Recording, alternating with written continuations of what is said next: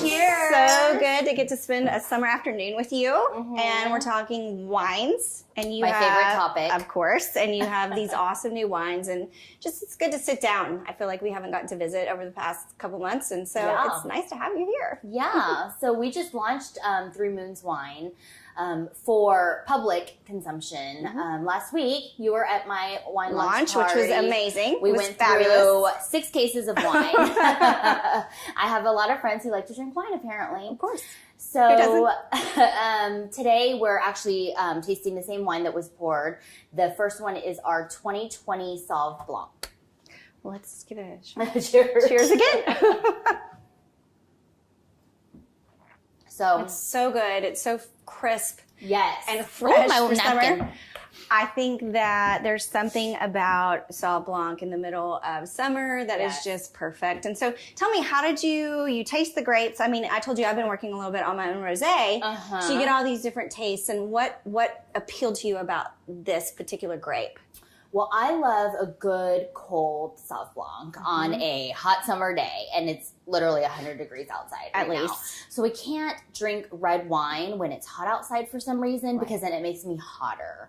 So until the sun goes down, it's white wine drinking time. Yes. And then when the sun goes down, then we change to red wine. Right? Of course, yes, of course. Yeah. And so I keep my Sauv Blanc chilled in the refrigerator, pour it out, sometimes even into one of those tumblers that has double pane like a Yeti. Yeah, for and sure. then my kids swim. And I And you sit just around sit the there pool. and you relax. Yes, baby. Mommy, watch me. Yes, honey, I'm watching. That's I'm beautiful, watching. darling. Yeah, absolutely. And then I'm like, and you're like, okay, here we go. But there's nothing quite like that crisp, yummy taste. It's so good. And so it says summer. I mean, it is what summer this is all about. The summer wine. And we actually, when we made the Sauv Blanc, we made it in the New Zealand style. Right. I guess there's that, an area of New Zealand that's known for Sauv Blanc. Yeah, so this is 100% Sauv Blanc. It's stainless steel fermentation, meant to be crisp, refreshing. People say citrus, grapefruit, like that kind of notes. So are most Sauv Blancs fermented in stainless steel? Is that kind of the Yeah, they're not oaky. But you're not considered a winemaker, right? There's a big difference in being a winemaker, because I learned that lesson when I was like looking at like doing my whole rosé, that it's a very different thing between being a winemaker, right? Because you're working with the winemaker, right?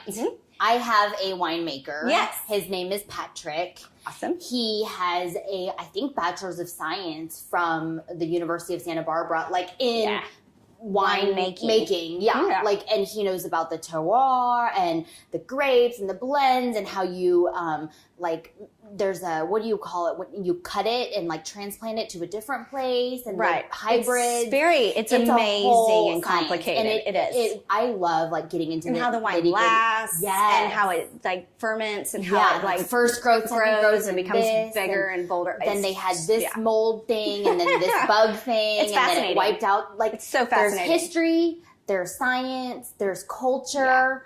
Like, it's lovely. But no, I'm not a winemaker. And it's such a nice lifestyle. I know. When the people that do sit there and do that, it's like a lovely lifestyle. I know. It's the kind that we're all kind of so craving. Speaking of which, like for the rest of the summer, big plans? Anything major? The summer's a weird summer. It's a weird I think it's summer. a strange summer. Like, and also, I think when you've just been going 100 miles per hour, getting the wine launch, and we had 2 back-to-back parties with 100 people at each of the parties. Before that, I got my jewelry trademarked and out. Before that, I got the candles trademarked and out. Like, I was let's not lie, you've had a busy year. Yeah. I know how that goes. I really get that. People are like, what do you want to do? I'm like, sit by my pool and drink my wine. Yes, exactly. Enjoy my wine. No, my husband's like, babe, it's your birthday next month. Like, what do you want to do for your birthday? And I'm like, can I just rest? Just sit. Like, get a hotel room at the Ritz and like lay there. Yeah. And go to the I was spa. like, please do not take offense to this, because I mean it in the nicest way possible. But I don't want to be with anybody or talk to anyone or do anything. But like, not her. It's not like I don't want to talk to you. I just don't want to talk to anybody. You just need some space. Well, and would you say you're an introvert or an extrovert? You're an introvert. I am an introvert. I know. You're like an introverted extrovert. I'm an extroverted introvert. Yes. Whenever you need to be, right? You are. You're correct. I think that's like such a, like, you know, that you need to have, we all need to know ourselves. I've had no time. Yeah, right. Zero. And you just need to be by yourself and organize a drawer, like we were talking about earlier, right? That junk drawer is calling my name. I know. Like, I need to leave my junk drawer. I just want to stay in my pajamas and not do hair and makeup and just fold my scarves into their nice little Look at the pimples on my face and not worry about and do my Biore strip and my face mask and all that weird stuff I like to do with my rolling thing. Oh, yes. I do mine in the car. My quartz roller. People gonna think you crazy driving down. I get embarrassed. Driving down Preston. That's true, girl. When I'm at the stoplight, I'm like this, and I'm like, oh, is that a red light? Oh, sorry, I was rolling my face. I was too busy rolling my face. I try to like stop back behind the people next to me so that I can do it in between so no one can see. We're just gonna make a bloopers reel out of all the times that we mess things up during this. It'll probably be funnier. No, but I really do. Like, I sit there and I like funny. go at the light and I'm like, oh. Yeah. Yeah. No, I saw this lady at a red light. When Gwyneth said it works, I was like, girl, I'm in, right? Gwyneth also wants you to put jade eggs up your hoo-ha. She really does. Did you do that? I've not done that yet. I didn't mean to be so personal. But no, if Gwyneth says it, then it must be true. I mean, people, there is the Church of Gwyneth. Like, if she says it, then surely it must be correct. I mean, she had a show. They like went into the ice river. It was like minus 20 degrees. No, not happening. I was like, no, I'm not putting hoo-ha jade eggs up my hoo-ha. No. I'm not going in 20 degree below water. And I'm not doing this like vegetarian diet, supplement thing. But I will rub my face with I will roll my face with a quartz roller. Because it's supposed to be amazing. Yeah. I have one of those. That's my car ritual. Yeah, my I keep friend it right thought there. it was adult pleasuring device. Oh my God, that's so funny. She was like, what is this next to your bed? And I was like, she's like, girl, what are you doing at night? I said, I put it in the fridge and it's cold. Yeah, it's cold. And you're supposed to use like your product, right? Yeah. You use your product too. It's really good for depuffing. It's, like if I've been crying or something. Well, if you've been out taping of the show. Right. And you're like broken. You're broken. You're like. And drowning yourself. Over. And she was like, what are you doing this? And I was like, please get that away. Don't touch that. I mean, I was like, and then I was like, although. It might. Not be terrible. Yeah. Yes. Done in the right way. I've had worse boyfriends. For sure. Oh, well, we're only on the first line word. Okay, there we go. Spilled myself and... I would like to know, what do you taste when you taste this? I actually taste a lot of citrus, right? And then very grapefruit. It's grapefruit. It's really strong note of grapefruit. Honey? Oh. I mean, there's a little bit of undertone that's sweeter. It's actually very lovely. Like, I could drink it all day long. I do drink it all day long. But I mean, it's very lovely and easy to drink, but it's not like it's boring, right? There's enough in there that you kind of like taste layers and it goes through, like you drink it and you're like, oh, this is really, really nice. Yeah. So, and I think, I like mine really cold also. Cold. But then once they start to kind of get in a glass and they're not quite as cold, I think you taste so much more. That's true. But again, I'm with you. A good old cold glass of Sauv Blanc sitting by the pool. Like, I don't want room temperature, right? I want it to be, and right now, like you're saying, it's like 110 degrees outside. So, yeah. But no, it's lovely. Yeah. Congrats. I'm really glad that you like it. I do. I love it. Shall we move on to the next one? We should. Okay. We shall. So tell me about this next wine. So this is my 3 Moons. Well, and also your inspiration for the varietals. Like, how did you kind of... Well, Daniel Moon has been making his Estate Reserve Cabernet Sauvignon for over 10 years. Since 2009 was our first vintage. Mm-hmm. And so I was like, I want to make wine too. He was having all the fun. We'd go to Napa. He was the one doing all the blending and tasting and stuff. And I was like, I want to make wine too. Right. So then I wanted to make one white wine and one red wine. And for the red, I was thinking, should we do like a Pinot Noir? Right. Or should we do like a red blend? And so we went drinking at a lot of different wineries. That's the only way you can make good wine is by drinking. We called it research. Okay. So I researched researched a lot and drink a lot of red wine. Yeah. And I figured out that what I like are the red blends because I think they're a little bit softer. They're softer. They're not, well, his cab was like punch you in the face. Yeah, but he likes that. He likes being punched in the face. Well, if you like a big bold cab, then there's nothing. A Napa cab is the cab. And I like something like a little softer. And then the Pinots that I was tasting like weren't enough. Yeah. And then some of them tasted smoky. I'm not a big Pinot fan, actually. I'm not either. Blend is so easy to drink. Like if you, like soft, you just blend. like, you know, yeah. It just kind of, it's like, every time I think about a blend, I think about whenever you're in Europe or Italy, it's and like you're a just Bordeaux drinking blend. this amazing table wine, and you're thinking, "My goodness gracious, this is the best thing I've ever had!" And it's just so easy to drink, and that's what I see in Napa or California blends. Yes, exactly. It's a little bit more expensive than table wine, though. Yes, it is. But I mean, cheers. But I do think. Oh, it's lovely. It's really so good. I mean, it really is. It's just something that you can easily drink with almost any dish. That's true. Like, we have snacks back here. I will say for the big Cab Sauv, when I drink it by itself, I'm like, I need some crackers or some cheese or... Right, something to kind of cushion it, because it's so much taste. There's so much tannin. Yeah.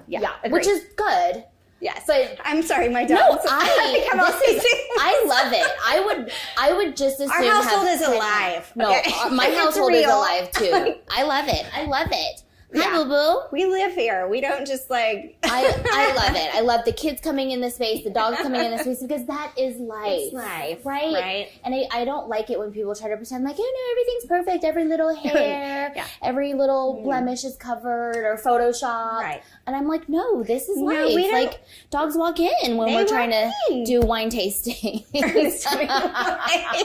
Ernest wants to be a star. You are a star, baby. You are. Don't let anybody tell you any different. No, but I think an easy drinking wine, especially a red, is like such a great thing for almost any party or any, dinner or whatever. And so it's really important to have those. And this is actually excellent. Like, it's really spectacular. I love it. I feel like if you went to a wedding or a reception after a conference and they had, they don't have a whole lot of choices. If you had these two wines, you would be okay. You would be covered. Most and you're right. people and would have think about all those times you go to an event and you're like, oh, those wines are so bad. Yeah. These are so good. Yeah. Well, I'm so glad that you think that. Yeah. We did work really hard on these wines. Yeah. This one we blended. It's like 5 different varietals. It's Cab Franc, Petit Verdot, a little Syrah, Merlot, and Cab Sauv. Oh. In percentages that add up to 100. So which one do you think was the hardest to kind of decide upon? This one was the hardest because there's so many blends, and you keep mixing and matching until you get it just right. And then I told my winemaker, and then sometimes you have 10 tastes, and you're like, oh, I can't even tell the difference. like I don't know. We got to start over tomorrow. We have to start over. Yeah, there were days that I'm like, my palate is off today. And, have a little. It's cold. Like when you put 15 perfumes on, and you're like, oh, okay, well, need some coffee beans. Yeah, all right. Yeah. So this one was the hardest to make because the Sauv Blanc, I was like, I want a crisp, easy. New Zealand style Sauv Blanc, 100% stainless steel fermentation, done. Yeah. This, I was like, I want it to be soft. And then I drank something and I was like, this is too, this has no body. It just tastes flat. Yes. And then we did you this, gotta and it was, so this took a while. These evolve. The blends really evolve over time and become something spectacular too. Yeah. And then I think, so tell me a little bit, you developed the first varietal and then are you already working on the next year? Well, we're already working on the next year. Right. That's the thing about wine. We're going to Napa soon to blend for the next year. Right, because the crush comes in September. And so harvest is September, October. Right. Yep. And so you've got to kind of work through that and figure out the best way and what it evolves into. Exactly. And having a vision for where you want the wine to transform. So that's really a fun project too. Yeah. And kind of seeing it grow over the years. Yeah. And, the rain was different. The temperature was different. There was a heat wave last summer. And so the wine and the is fires, different. The wine's different. And all the fires were they affected the wine. Really broke my heart. Yeah. That there was a lot of damage. It was a lot. Yeah. Pearl, come on, girl. Okay, sit. Yeah. So it's. I think winemaking, wine blending, is a passion project. I don't think anyone goes into wine, at least not that I know, to make money. Oh, I'm going to make so much money with this wine. Like, you kind of lose money. You lose money. But it's like a passion thing where you developed a brand and a palate that you love over time, which I think is such a great thing about it. It's like cultivating a child, almost, right? But not quite as expensive as a child, but almost. Well, it might be. I don't know. Yeah. So I'm so glad you like this one. Lovely. So the third wine, this is the magical one. Actually, we just started producing the 2019 Sauv Blanc. This is the 2018 that I'm pouring you. But this is Daniel Moon's masterpiece. Aww. So he has been creating this wine. There you go. Thank you. He has been making this wine with our winemaker, Patrick, for over 10 years. The first vintage that we have in our basement in our cellar is 2009. And this is 2018, but actually we just bottled the 2019. So the 2009, how long is that? So cab sits. Yes. That's the big thing. So the 2009 vintage, obviously that was his first year. Mm-hmm. So will that sit as long as this? Or how much time does it take to curate? These are very interesting questions that we don't always understand about varietals of wine. Right. This is almost 100% Cabernet Sauvignon. I think it has like a little bit of Petit Verdot in it as well. But in order, I learned this, to call it a Cabernet Sauvignon, the legal rules is that it has to be at least 95% Cabernet. So it's mostly Cab Sauv. I would say this wine, like we just bottled the 2019 and we opened a bottle, it was a little early because it just got bottled. It takes even aged and settled. The cork, right when I pulled it out, it was like barely any red stains. Right. It wasn't like that rich and it wasn't color. Softer and all those things. So it was fine. It was a good wine, but it was a little early. I think the 2018 is tasting well right now. The 17 is great. The 16 is great. Everything else is great. And then the 2009, 2010 that I tasted, I was like, oh, these are like softer, as they're not blend as like together and they don't punch you as hard in the face. Mm-hmm. Yeah, but I mean, those you decant, and I do think that opens them up. Yeah, this you don't decant yet. No, I wouldn't. No, you don't need to. There's but nothing to open up. right. But so these older ones, you put them in a decanter and you let them have a few minutes for an hour or two. Yeah. But I'm really impatient. Right, so you just drink them anyway. The hour, an hour or two. Right, whatever. Yeah, totally.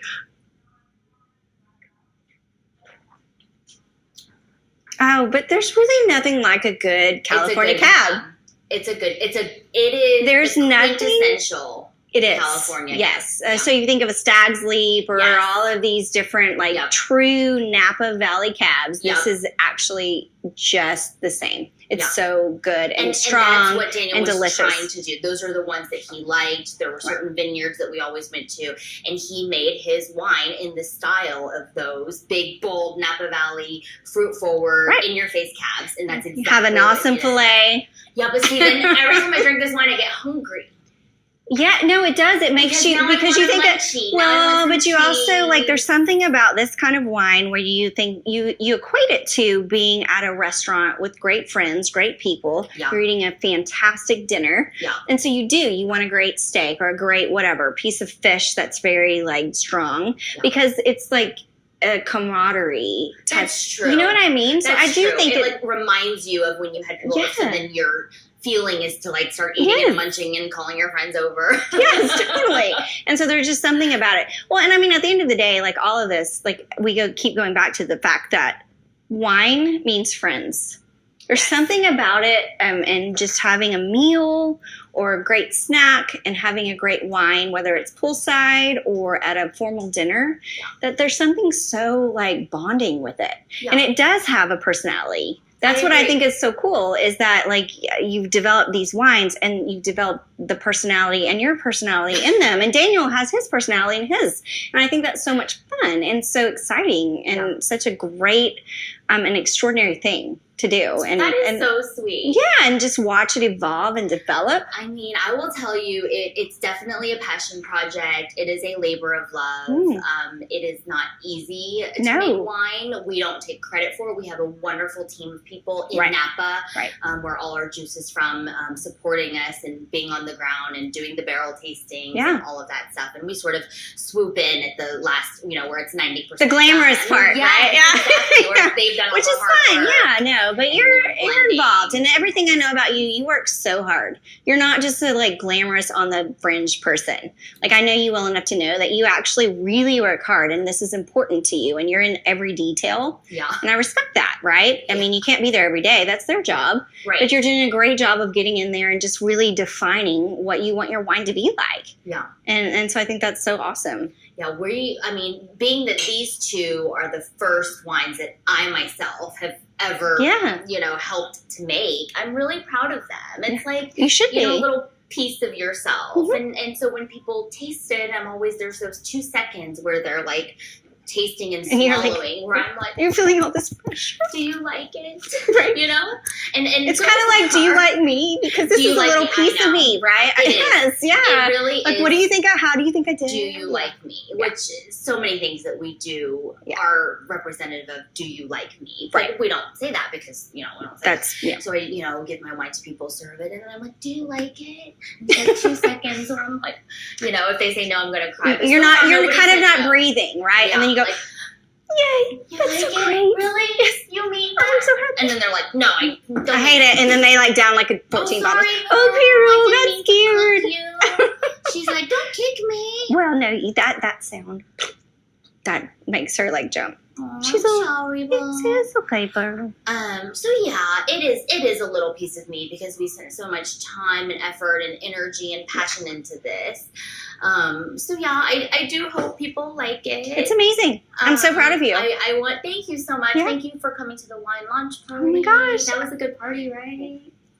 Girl, I had so much fun. And seriously, like, you know what?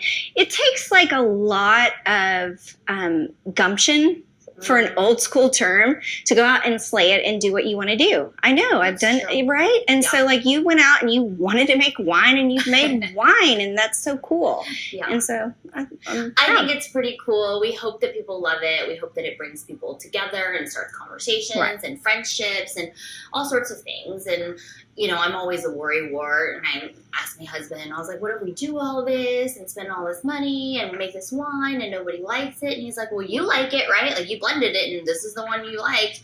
And he's like, and I like it because, it was a collaborative effort. And he's like, worst case, babe, we'll just have a lot of wine pairing. Well, and I like it, so you can just send some my way. Okay. And then we can drink it together. I mean, if the worst case scenario is you have to drink with your friends. You have a lot of wine. And drink wine with your friends. And you need help to come over and drink Life's not wine. So bad. Yeah. If that's your worst problem in life, it's pretty good.